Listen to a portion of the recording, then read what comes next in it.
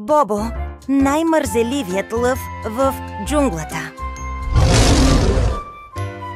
В една далечна, дълбока и много шумна джунгла живееше лъвът Бобо. Но за разлика от другите лъвове, които бяха силни, бързи и ловки, Бобо беше, как да го кажем, най-мързеливият лъв, който някога е съществувал. Докато другите лъвове обичаха да ловуват и тичат из саваната, Бобо обожаваше да спи. Неговото легло от мека трева беше любимото му място на света. И всяка сутрин, когато джунглата се събуждаше с ревовете на животните, Бобо изричаше своята любима фраза: Само още 5 минути. Но днес не беше обикновен ден. Джунглата беше на крак. Голямо състезание щеше да се състои. И всяко животно искаше да участва. Крокодилите си остреха зъбите, слоновете се подготвяха за тежките препятствия, а маймуните скачаха от клон на клон, подготвяйки се за зрелищно шоу. Но Бобо, той спеше сладко и си мечтаеше за още повече сън. Когато най-добрата му приятелка, маймуната Кики, пристигна при леговището му, тя почти се очуди как е възможно някой да спи толкова дълбоко. Бобо, събуди се! Ще изпуснеш голямото джунглово състезание! Извика Кики, докато го побутваше леко с опашката си. Бобо отвори едното око, после бавно другото и каза: Състезание? Защо някой ще иска да тича, когато може да си почива? Каза той, мързеливо изпъвайки лапите си. Ти си лъв, Бобо! Трябва да си най-силния и най-бързият в джунглата! Стига си мързелувал! Продължи Коко, скачайки около него.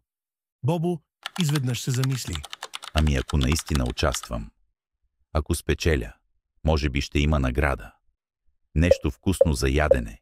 Или, още по-добре, ново, още по-меко легло. Бобо, разбира се, нямаше нито мускули като слон, нито бързина като гепард. Но си имаше план.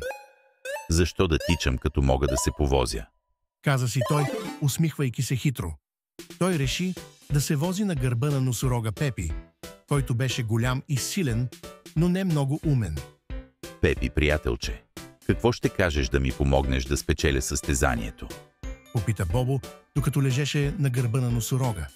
Естествено, Бобо, щом искаш. Но какво печеля аз? Отвърна Пепи. Много забавление. Каза Бобо, усмихвайки се широко.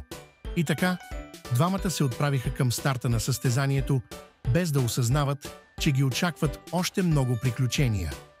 Когато състезанието започна, всички животни излетяха със светкавична бързина.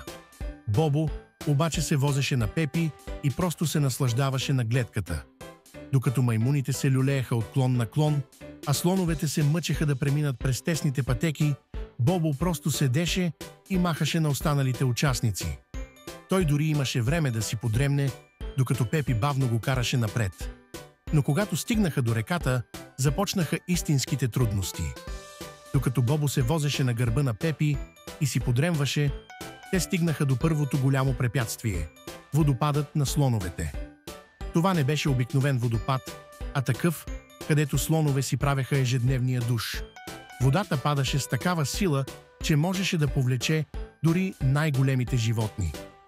Докато Пепи се опитваше да премине през скалите, Бобо се събуди точно в момента, когато падаха в реката.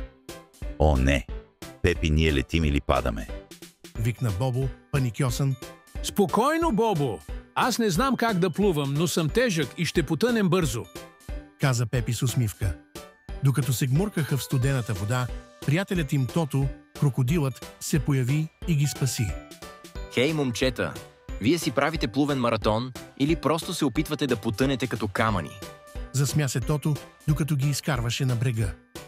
Може би трябваше да помисля 2 пъти, преди да реша да се возя по време на състезание. Каза Бобо, поклащайки глава. След като преминаха водопада с помощта на Тото, Бобо и Пепи продължиха напред. Но ги чакаше ново предизвикателство – маймунските капани. Маймуните, водени от хитрата Кики, поставяха мрежи и бананови кори по пътя, за да заблудят участниците. Обаче, заради бавната походка на Бобо, маймуните не можеха да се справят с него. Мрежите падаха, но той просто минаваше под тях.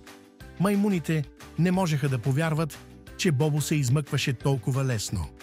Пепи, от друга страна, се подхлъзна на бананова кора и падна в храстите. Май ще трябва да се движиш по-бавно, приятелю. Каза Бобо с усмивка. Точно когато Бобо и Пепи успяха да се измъкнат от капаните, пред тях се появи най-бързият лъв в джунглата – Макс. Какво правиш тук, Бобо? Ти нямаш шанс срещу мен. Каза Макс с подигравателен тон. Аз съм тук заради приключението, Макс. Не всичко е въпрос на скорост. Отвърна Бобо. Макс предложи дуел. Какво ще кажеш за малък дуел, а? Първият, който стигне до големия баобаб, ще спечели. Макс излетя напред, но Бобо имаше план. Той избра за обиколния път, където нямаше капани и имаше повече сянка. Макс почти стигна до големия баобаб, когато се спъна в корен и падна в блато. Докато той се мъчеше да излезе, Бобо и Пепи спокойно минаха по заобиколния път. Добре дошъл, Макс. Изглежда, че моето мързеливо темпо беше точно това, което ми трябваше. Каза Бобо, смеейки се. Когато стигнаха до големия баобаб, всички животни ръкопляскаха на Бобо за неговата хитрост и спокойствие.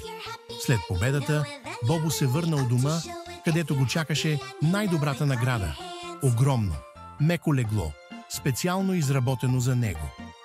Той се гмурна в него с усмивка и каза: Понякога най-голямото приключение е да намериш перфектното място за сън.